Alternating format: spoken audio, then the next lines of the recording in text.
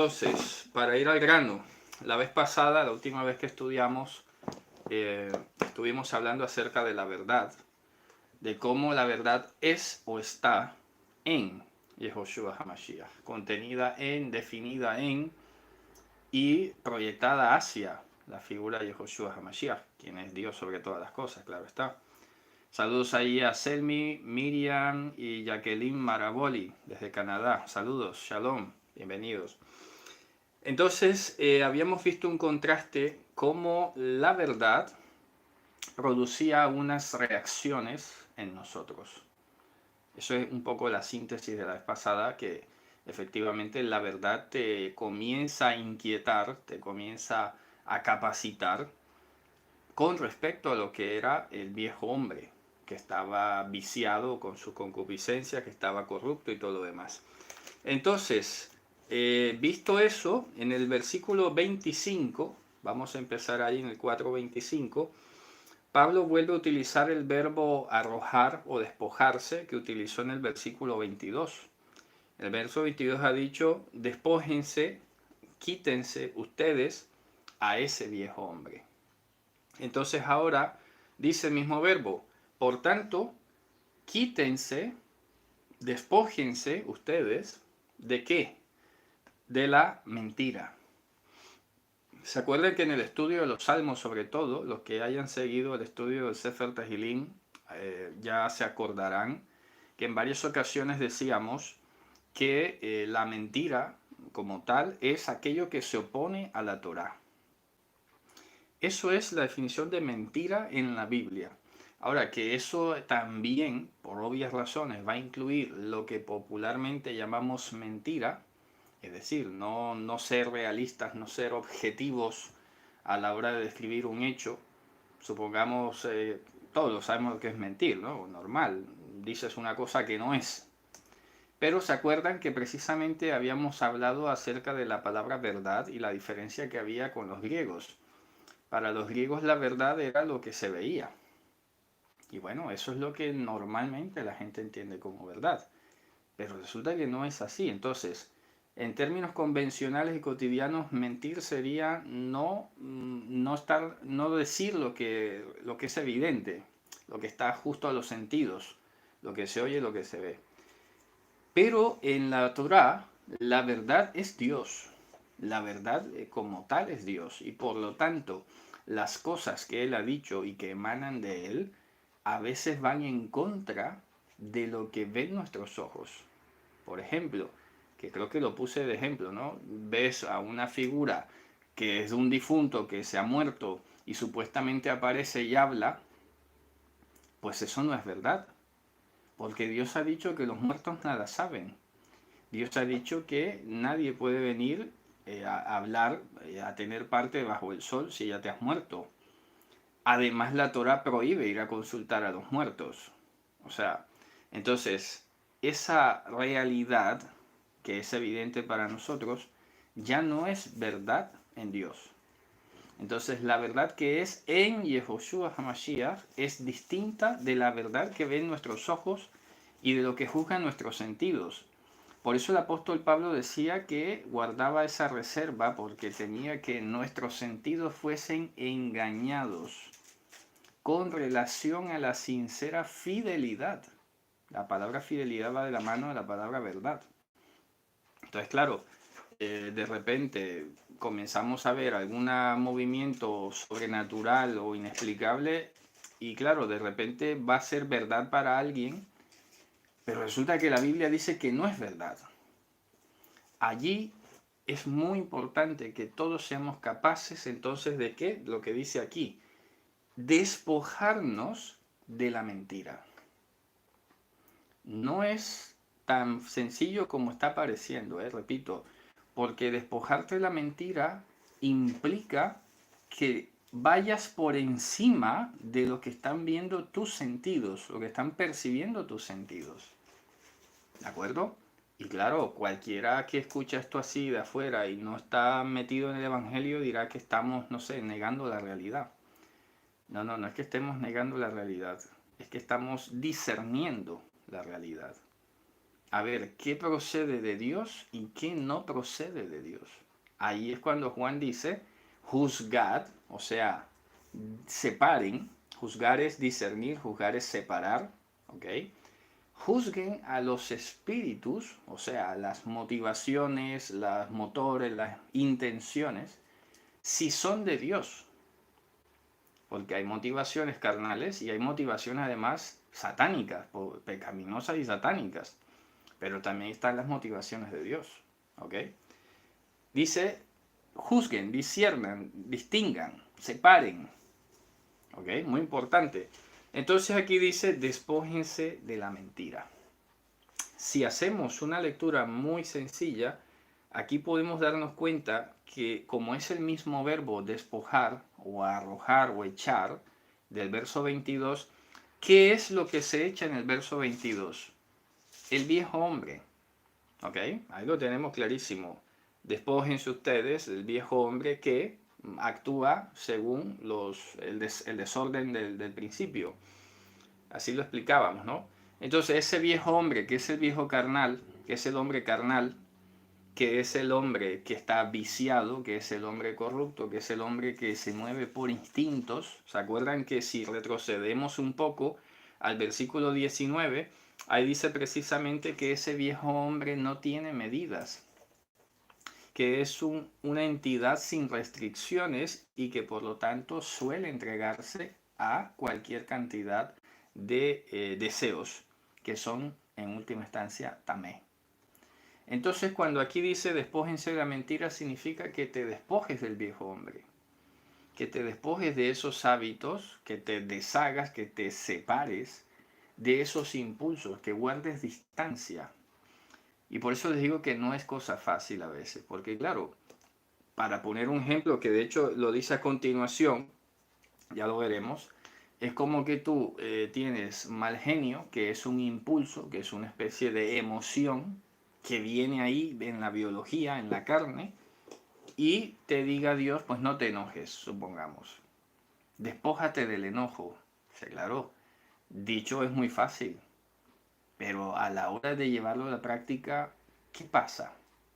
Pues a muchos les cuesta trabajo, porque es, repito, de alguna manera saber y ser conscientes que esos impulsos que tienes, cualquiera que sea, de la carne, del viejo hombre, de lo que hemos venido haciendo hasta el día de hoy, ya no pueden seguir aflorando. Entonces, aquí a continuación nos va a dar unos pasos, unas medidas muy importantes para tener una idea, además de que esto hay que someterlo en oración, claro está, porque hay que humillarnos bajo la poderosa mano de Dios, ¿no? Pero ¿cómo nos despojamos de la mentira? Ojo, mira que parece, tal cual como lo traducimos así, parece muy fácil, pero no es tan sencillo. El primer paso para despojarnos de la mentira, entiéndase el viejo hombre, entiéndase la carnalidad, los instintos, los impulsos, es, ahí lo dice el versículo 25, hablen verdad cada uno con su prójimo. Hablen emet, hablen Torah, hablen evangelio. A eso se refiere. ¿Me explico? Aparte de, evidentemente, hablar la verdad cotidianamente, que no te cuesta nada decir la verdad, que no tienes razones para estar escondiendo nada, ¿ok? Ya eso es lógico.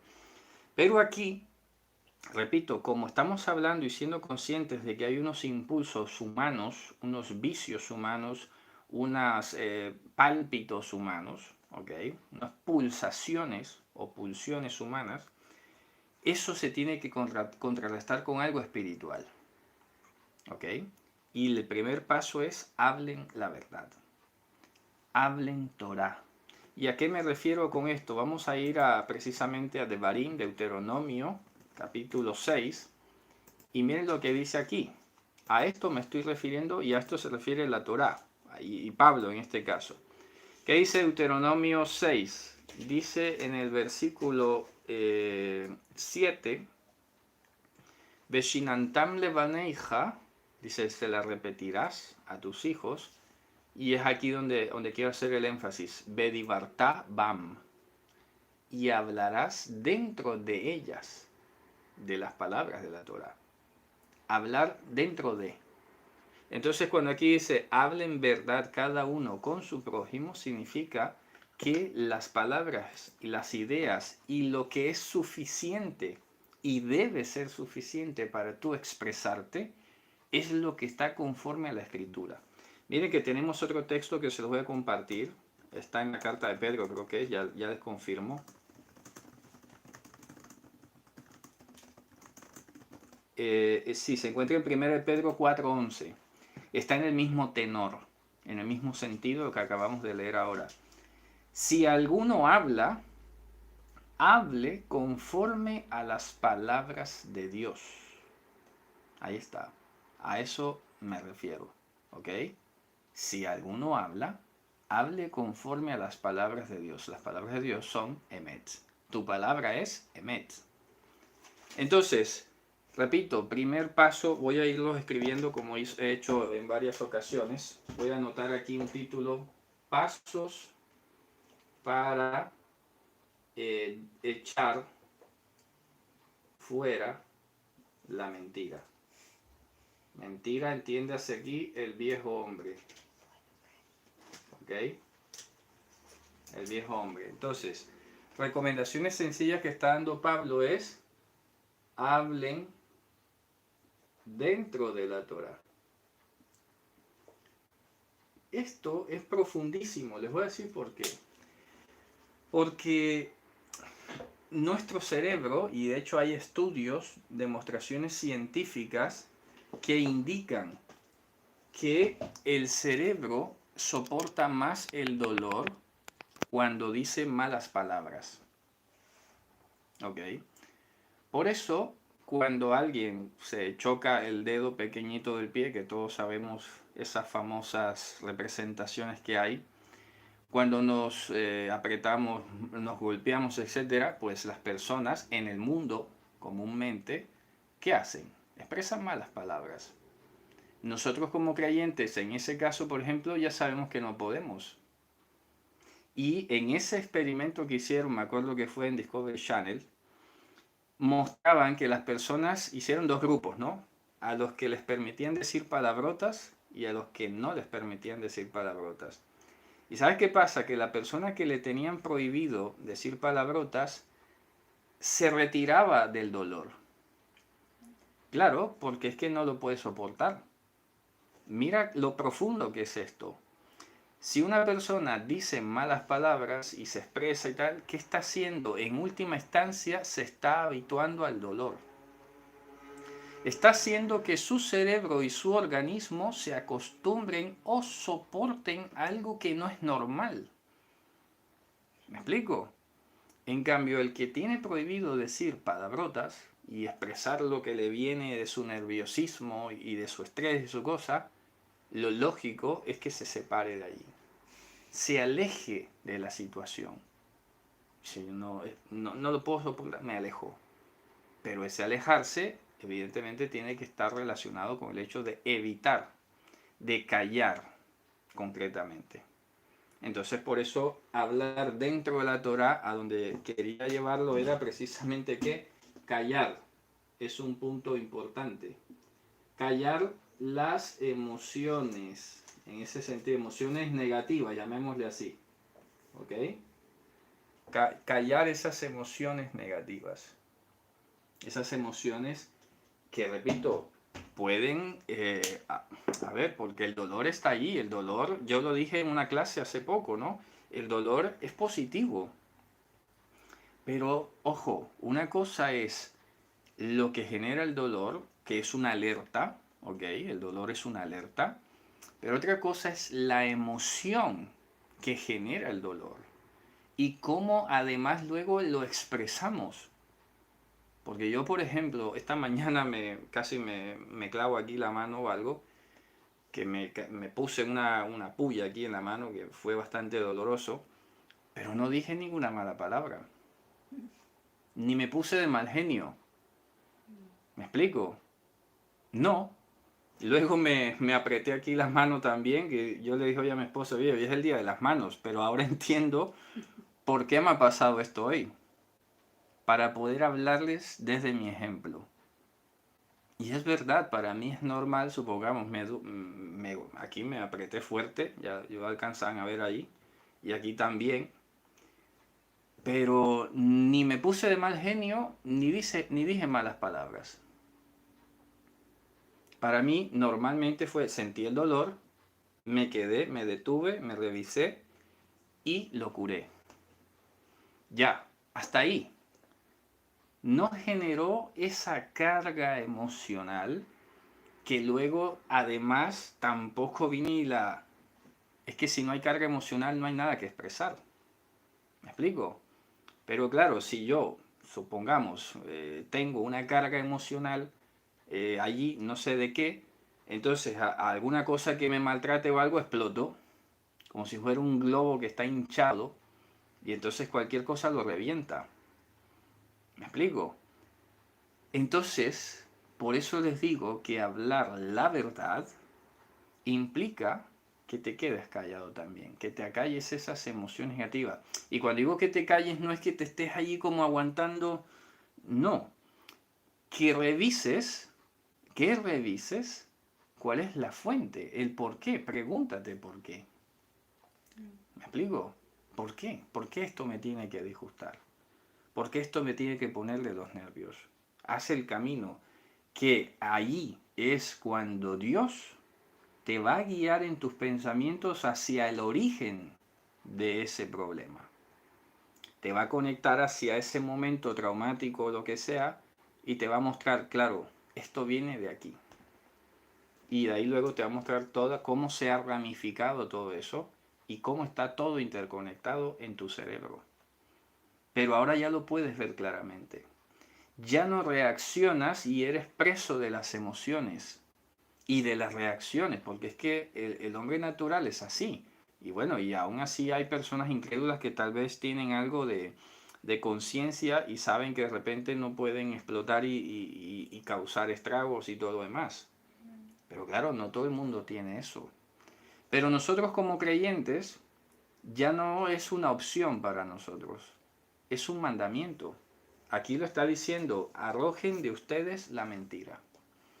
Y sabemos que cuando Hashem da un mandamiento, también ha producido la capacidad y los recursos para que lo hagamos. ¿Ok? Porque, repito, si somos de repente, digamos, como iba a decir aquí está comentando Yasmín, somos distintos, no reaccionamos igual, pero sí estoy de acuerdo que todos nuestra forma de sentir podemos reflexionar. Por supuesto, ahí voy. Ya le iba a decir ahora, porque yo soy consciente que no todos tenemos la misma crianza, ni la misma cultura, ni la misma biología, ni el mismo clima, además. ¿Me explico? Porque hace poco publiqué un estudio que hizo la BBC de Londres, un artículo creo que fue, que explicaban cómo el clima influía en el mal genio de la gente, en las conductas violentas. Por eso los países que son de clima caliente son las personas más enojosas, más violentas. Y claro, uno no es consciente de eso. Y las personas que viven en climas más fríos, pues son más quietas. ¿No lo habías notado? Pues ahí está.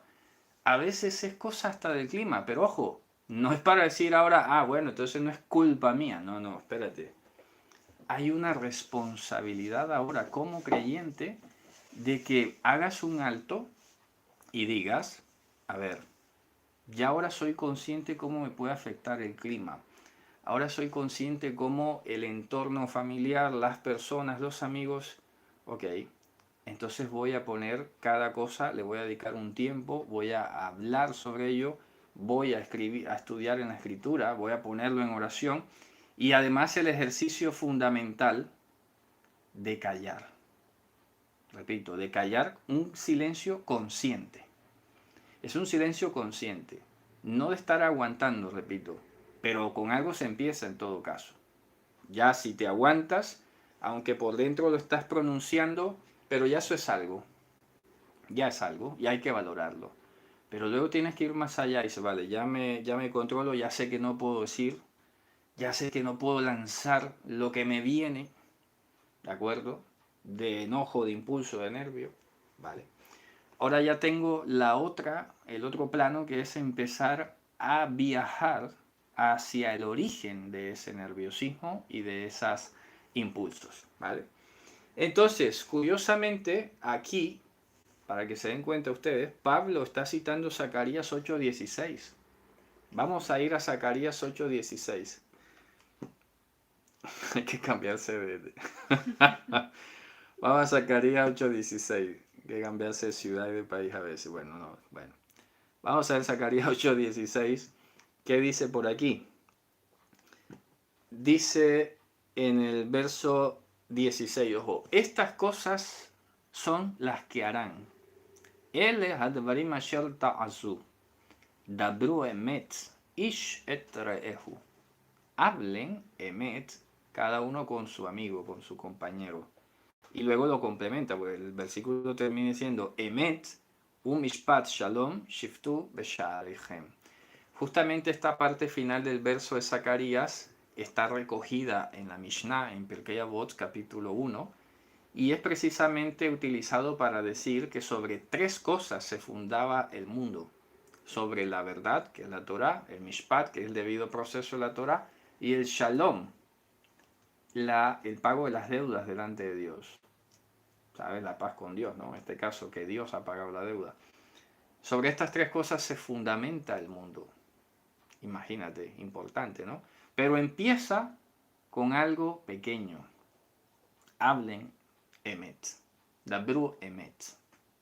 Importante el primer paso, ¿no? Entonces, luego te dice una razón muy importante para que la tengamos presente. ¿Por qué? Dice, hablen emet cada uno con su prójimo. ¿Por qué? Mira que no es tan poca cosa. Porque somos los unos de los otros miembros. Importante, claro. O sea, Pablo le está escribiendo esta carta a los santos que están en Efesios, a los creyentes. Y claro, como en todas las comunidades, en todos los grupos van a surgir de pronto diferencias, no todos se tratan igual, lo que sea. Pero ojo que esto es muy importante. A la hora de dirigirnos unos a otros, nunca, si es creyente, nunca puede prevalecer la emoción personal. Nunca. Ahora, eso no quiere decir ahora que con el incrédulo sí puedes. Hombre, ni más faltaba que no. Que no, porque tu naturaleza tiene que ir cambiando. Tienes que ser consciente y decirle a tu propia carne, yo he recibido poder de lo alto. Y hablar y pensar en ello. He recibido poder de lo alto. ¿Por qué no voy a poder si Dios me ha capacitado? Y además, bueno, si hay algún caso que necesite una cooperación, de una ayuda o algo, pues también, que no está de más, ¿no? Hablas con una persona, te desahogas, le comentas lo que pasa, pero que eso no debe ser lo primero, porque cada quien tiene que llevar su propia carga y cada quien tiene que ejercitarse en ese dominio propio, porque ya hemos recibido poder de lo alto. Lo que pasa es que a veces nos ponemos demasiado perezosos o demasiado dependientes de otros, y queremos que siempre otro sea el que esté de repente haciendo o buscando la solución, pero es que dicen, no, es que es mi deber individual. Por eso está diciendo los unos con los otros. No es nada más de unos hacia otros, no es nada más el líder hacia las ovejas. Es que las ovejas también tienen que hablar emet con respecto a sus líderes. El maestro de los discípulo a su maestro.